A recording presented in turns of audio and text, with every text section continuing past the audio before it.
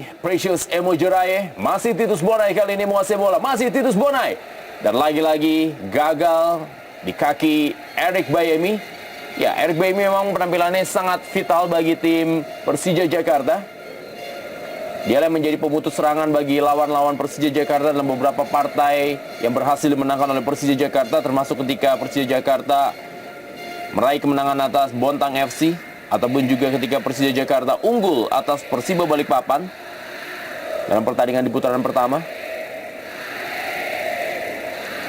Iya, terlihat dari tayangan ulang, Bayemi memang melindungi bola.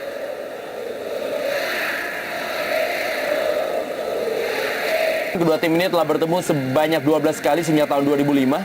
Dan rekor memang lebih menguntungkan bagi Persipura Jayapura yang berhasil memenangkan 7 kali pertandingan, 4 kali hasil draw, dan 1 kali pertandingan dimenangkan oleh Persija Jakarta.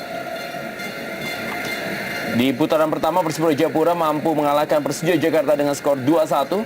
Walaupun Persija Jakarta... Dan kali ini Ortisan bermain sebagai seorang center back, bukan lagi pemain sayap atau back kiri. Sebuah experience dilakukan oleh Jackson menghadapi kekurangan pemain di lini pertahanan.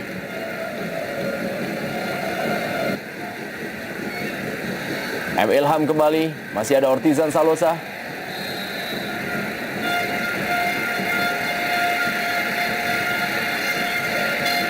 Ya, kita melihat memang tidak tampilnya Bambang Pamungkas. Apakah ini menjadi sebuah tanda bahwa pelatih Rahmat Darmawan berusaha untuk mengamankan dan menguasai lapangan tengah terlebih dahulu dengan memasukkan pemain yang notabene lebih bermain di sektor lapangan tengah atau sektor. Masih Boas Salosa kembali kepada Zarhan Keranggaru. Dan kita lihat bagaimana umpan yang sangat gemilang dari seorang Zarhan Keranggaru untuk Boas Salosa.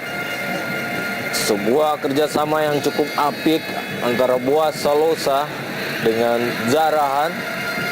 Perlu kita cermatin dari susunan pemain yang diturunkan pada sore hari ini oleh Jackson F. Tiago. Ada hampir 4 atau 5 pemain yang bertipekal seorang penyerang. Kita lihat ada Rahmat Difai, Titus Bonai, Zarhan, bahkan Boas Salosa bermain bersamaan. Artinya ini sebuah ancaman yang tentunya akan menjadi ancaman yang berarti ketika terjadi kelengahan di lini pertahanan.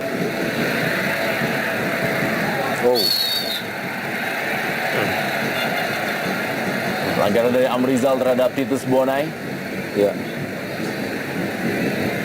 jelas ini merupakan sebuah pelanggaran karena Amrizal sudah tertinggal setengah langkah dari Tibo dan mengambil dari arah yang... Manu Anggai kembali. Pelanggaran, inilah dia awal dari perseteruan Manu Anggai dan juga Samsul Bahrudin yang akan kita saksikan sepanjang pertandingan ini. Duel dari 2 gelandang bertahan, 2 ball winner, dan juga 2 gelandang pengangkut air bagi kedua tim yang berbeda di sore hari ini. Titus Bonai kali ini.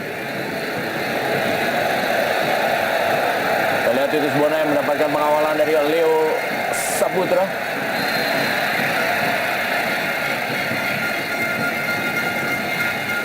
Iya, sebuah pelanggaran tentunya, sebuah dorongan dilakukan oleh Leo persis di hadapan AW2.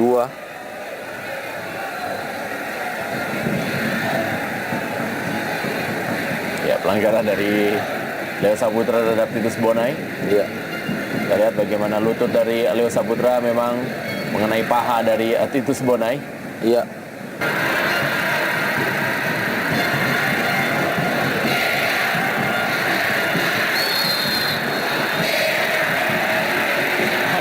Samsul Bahrudin.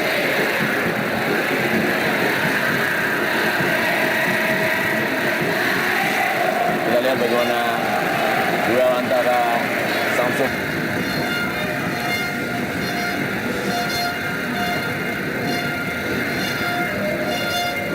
Coba kita saksikan Olivier Makor masih terpincang-pincang. Duel dengan Manu Anggai.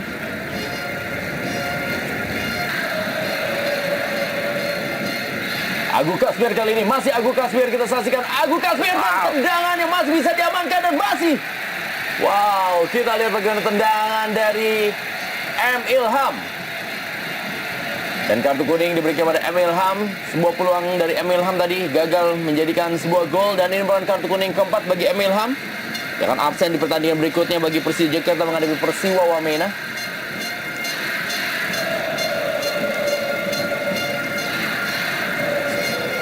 Iya, kita lihat sebuah upaya dari M. Ilham. Oh, Leo Saputra. iya. Kita lihat bagaimana Titus Bonai juga ikut membantu pertahanan. Patut kita cermati tentunya apa strategi berikutnya yang akan dilakukan oleh kubu Persija. Ajuan jebol untuk Yo Jae-hoon yang memang sejauh ini telah tampil 18 kali bagi tim Persipura Jayapura dan memang penampilannya juga cukup baik. Itu terlihat dari jumlah gol yang memang hanya masuk 14 gol ke gawang dari Persipura Jayapura. Ya, sebuah keyakinan diberikan oleh pelatih kiper Persipura yang juga merupakan mantan penjaga gawang. Zarahan Keranggar, pelanggaran dari Olivier Makor. Kita lihat bagaimana Zarahan Keranggar. Ya, Yang kali ini harus menghadapi mantan pelatih yang paling ia hormati, yaitu Rahmat Darmawan.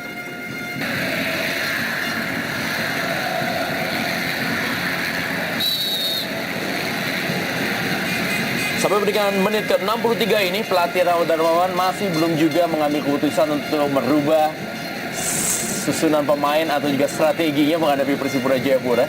iya.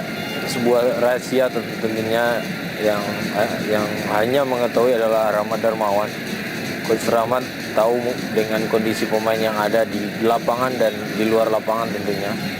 Menunggu momen dan tentunya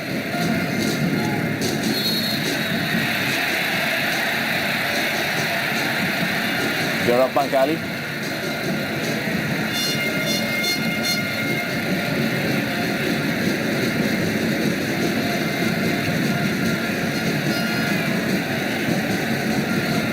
iya. Terlihat sebuah dorongan dengan tidak melakukan duel udara bersamaan.